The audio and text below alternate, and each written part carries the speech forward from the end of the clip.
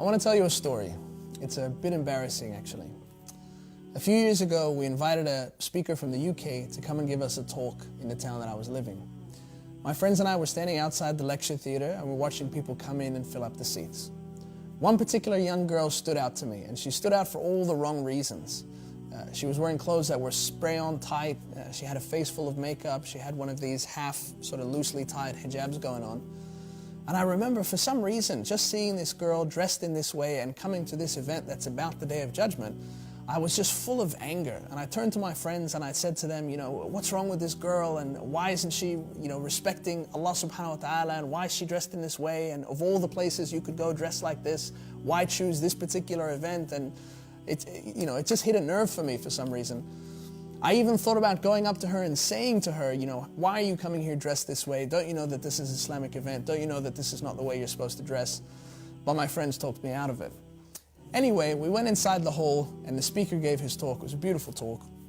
And at the end of the talk, someone made their way up to the stage and handed him a little paper note.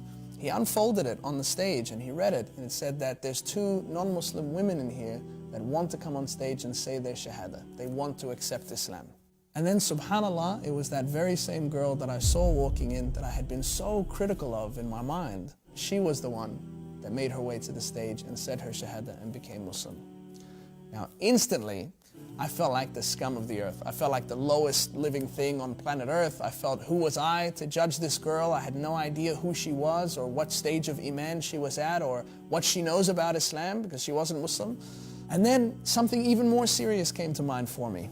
What if I had gone up and spoken to her? What if I was, in that moment, angry, upset, and we know that anger is from the shaitan? What if in that moment, with all that anger inside me, I went up to that girl and I said, hey, how dare you come to this event dressed like that? What impact would I have had? I could have been the reason why this girl walked away from that event and even walked away from Islam. I started the night thinking that I was such a better Muslim than her. Subhanallah. At the end of the night, Allah subhanahu wa ta'ala showed me that the opposite is true.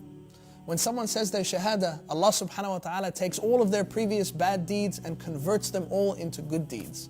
So by the end of the night, all she had in her scales were good deeds and not a single bad deed, but I still had mine. So she walked away from that night a far better Muslim than me. We have to be careful not to drive people away from Islam, but instead only to be a force to push people closer to Allah subhanahu wa ta'ala and closer to Jannah. It's a lesson I hope I'll never forget.